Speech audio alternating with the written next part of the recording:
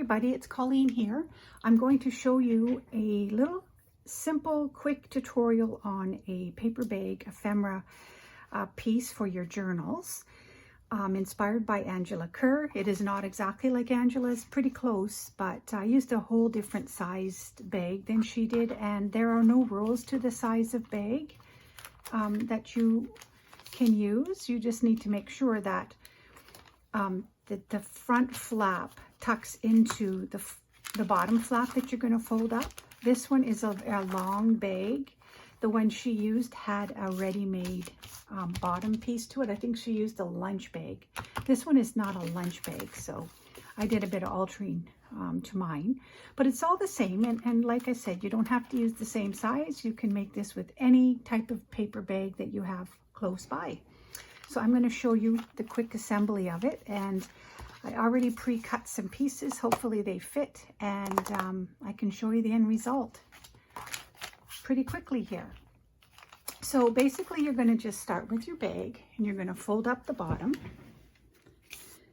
I don't know, like I said, it depends on the size of bag you have, but so if you fold the top flap down so that it probably covers, at least comes down to half, covering the front piece that you fold up, because as you can see, this is what it's going to look like. You're going to be able to tuck it like that, and it becomes a pocket. And also, one of the cool things is you take your cutting knife like this, and you so once you fold the front flap down, open up the side of your bag. Just don't cut past that flap. You need that flap to be closed off. So you'll see a gusset inside. I've already cut it just to save time, but yours will be closed on one side, and you'll take your little knife and you'll start to cut through the little gusset, and you'll open it up, and then you will glue down, which I will do with you. So just to give you an idea here, I saved this part to do with you. I just want to make sure I'm in frame. Okay, so I've cut the gusset. Now I need to glue this part down, because it's basically going to be, it's not the easiest thing to show you on camera, but you want to use this now for a journaling spot. So you need to glue the gusset area down, this flap, so it doesn't get in your way. And it's a little bit awkward, I'm not going to lie. So hopefully I've got enough glue on that side. You just gently glue it down. And if you have any spots that you think you've missed, then just go over it with your glue. So now I'm going to do the other side.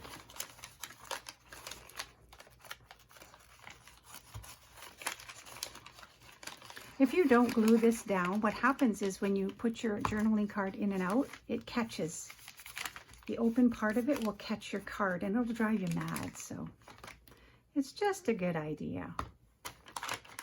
Let's see, did I get it all? I'm going to try to get this little bit here, and it is extremely awkward to do on video here. So sorry if I'm all gimpy looking. But I think I got it. I think we got it. Okay, so let's do this again. I'm going to show you again. So this is the full-on open part of the bag. Fold up this part if it isn't already folded. Lunch bags already have this part folded like that. And I folded down the top part so that it's going to be a tuck inside. And I have cut and glued an opening from the bottom of your bag to the top of the, or to the bottom of your fold over flap in the front. Just don't cut past there, because this is also a journaling spot, or not a journaling spot, but a secret pocket that you're going to want to have. So that's essentially the construction of it. It's not hard. there's so many different ways we use our bags. I know that you've all, probably even many of you have already made this style. And I have made many, many different styles myself. But like I said, Angela caught my attention yesterday, so I thought I'd just show you quickly if you haven't already followed her tutorial. So now we're going to cover these flaps. So like I said, I already pre-cut some sizes so that it wouldn't be, you know, and take too much time on this video to do with you. So we all know how to measure pieces. This is just, you know, printables that I have in my stash laying around. That is a perfect opportunity to decorate this bag. You find the images that you like. I found the ones that I kind of like, and we'll just decorate it together. And to make sure you're seeing what I'm seeing, you are. Okay, so that's the first flap covered. Now I'm going to cover this piece. This is the front. And I cut this piece here, which I thought looked kind of pretty. So let's get that glued down. There's so many different variations of paper bag, ephemera pieces, pockets, gift bags, you name it. And I know many of you make them as well. I've seen lots of your ideas floating about. And for anyone new to my channel, and you haven't really experimented with brown bags, well, boy, are you in for a treat, because there are so many variations. I've made clutch bags. I've made stacked envelope bags full of ephemera to make an entire journal or two. This one is just more or less, it's a little more of a daintier one, just because, or less filled one, because I'm going to use this in one of my journals that I'm making. So yeah, so anyway, so now we're going to open it up, and I'm going to cover this panel. And because it's pretty floral, like this is the middle piece here, this is going to be the middle piece. So I kind of want to make sure that it's not a completely crazily patterned finished item. So I'm going to use some more plain cards. I think this is the size for this one. Yeah, so we're going to cover the inside flap, the top flap. So fun. I love playing with paper. I had an impromptu visit from my daughter and son and my grandsons. They came for lunch and a nice visit. It was wonderful. So but they've just left, so I thought I would quickly throw this together for you, because I told you yesterday I wanted to do that. And we're out for dinner tonight, so it's a bit of a busy day, but a fun day. So anyhow, so now we're going to do the middle. Let's do the middle section here. I've already, like I said, pre-cut my pieces.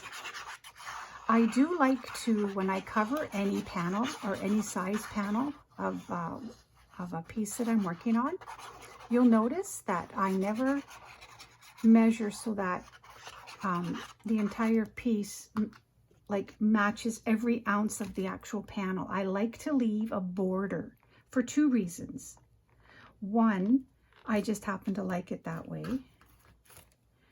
And number two, it really, really makes it easier to close, to open and close your pieces that you're working on.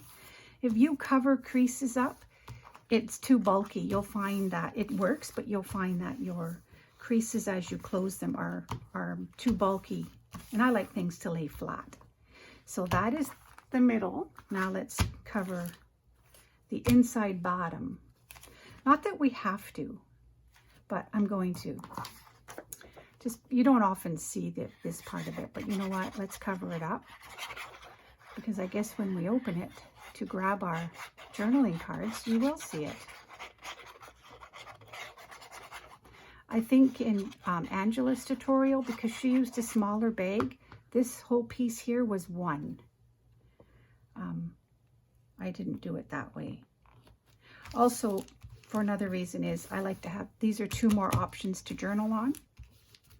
If I use this whole piece as a patterned covering, I wouldn't be able to journal on it as easily, and I like to have my journaling opportunities, as you know. So we've got, just to show you where we're at, we've got it folded up like this. That's how it's going to look, and you're going to glue it down, or I'm going to glue it down into my journal on the back, and then I'll be able to open it up like this. Here is a place for, you know, ephemera, our journaling cards, and also remember we cut this portion of the bag, and I'm going to show you how a journaling card fits. So I kind of made, it started off with just a journaling card. I stamped the back, gave myself some lines to write on, and then I thought, well, you know what? While this is a nice journaling card, I also thought it's big enough that I decided to put 1 more pocket on top of the journaling card so that I can add some more ephemera. This is an old bingo card, and here's a nice little, just a smaller journaling card, a bow and a word fetty, and it tucks in here. So I got I doubled up the pocket. Don't have to do this, but it's just something that I did. And I like how the whale tail tabs stick out on the sides. Isn't this cute? I just absolutely love it. Okay, so before I fill this pocket, I want to show you what this pocket does. So I'm going to put my pin back in my glue. Hint to all you crafters that don't know this, keep the glue, or keep the pin on the tip of your glue bottle. Otherwise your glue dries out. So here is that extra little pocket. And one other thing, I sewed it with my sewing machine. It's not straight because I did it quickly. You can't really see it. Let's see. So you see that? I sewed it with my sewing machine just to ensure that nothing falls farther than that pocket. And here is 1 more journaling card. I just cut it into out of a printable. I cut the right shape. I added a stamp and some lines for journaling. And I added a whale tail tab, and look how it fits. So you have that extra journaling card. So I'm going to move this up because I noticed I just tried to shut it and it didn't let me. So it's got to go up, right up to the top here. And so then you close it, and here's your pocket. And then, you know what? Just grab some tags, just like this. So it's really a quick tutorial. It's fun. It's just another fun way to use your paper bags. Now, I was going to say you could glue it here, but then you can't open it. So I guess basically because it's used as an ephemera holder and you want the option to open it up, I wouldn't glue this, or I wouldn't sew down the sides or glue down the sides. I like to have it open so I can grab the journaling card and such. So there, I'm just stuffing it with some tags.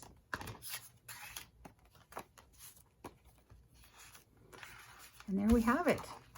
Kind of cute, hey? If I had my journal close by, I'd grab it and show you how it would lay in on one of my pages. But this is it. I'm going to leave the back just like that, because this is going to be glued down on my page.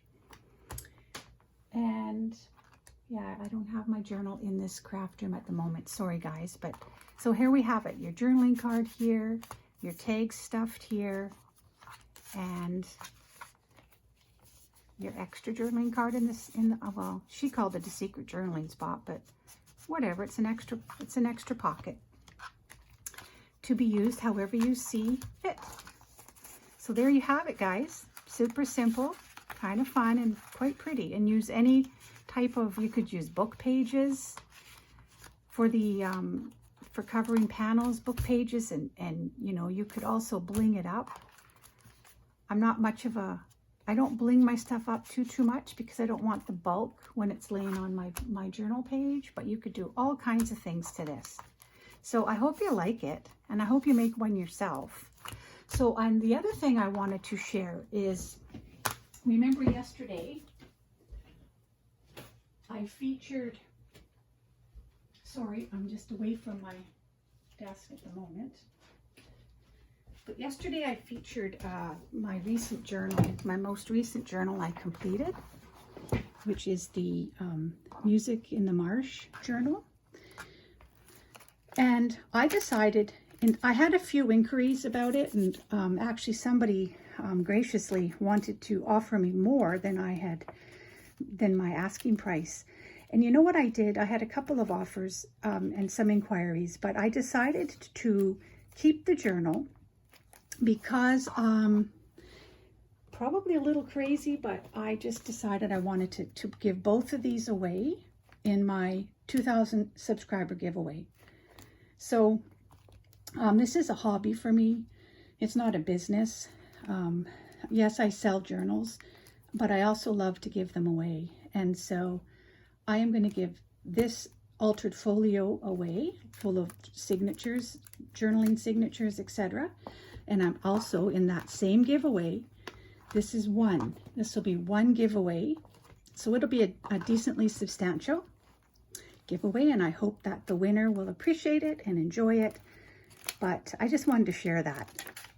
So I'm going to take my email down from the comment box under yesterday's video because I am no longer selling this. So I hope that you'll play along and maybe share my channel with your friends. Let's get my subscriber total to 2,000 people, and then I can do a nice giveaway. So I hope that this will encourage you. And at the same time, I want to once again say thank you so much for being a loyal subscriber of mine. I look forward to spending more time with you, showing you more craft ideas, more journals that I complete, etc. And just having fun with all of you at the same time. So everybody have a wonderful day. I appreciate you stopping by. I hope you give this little craft a little try. You're going to find how simple it was and is, and you'll find it useful. You can carry all your pieces of ephemera for maybe a journal you're working on. You can just fill it with specific pieces of ephemera for that journal and then replace it with the ephemera for your next journal, or give it away, happy mail, whatever you choose to do. But that's where it is. So everybody have a wonderful day, and I hope to see you soon. Take care.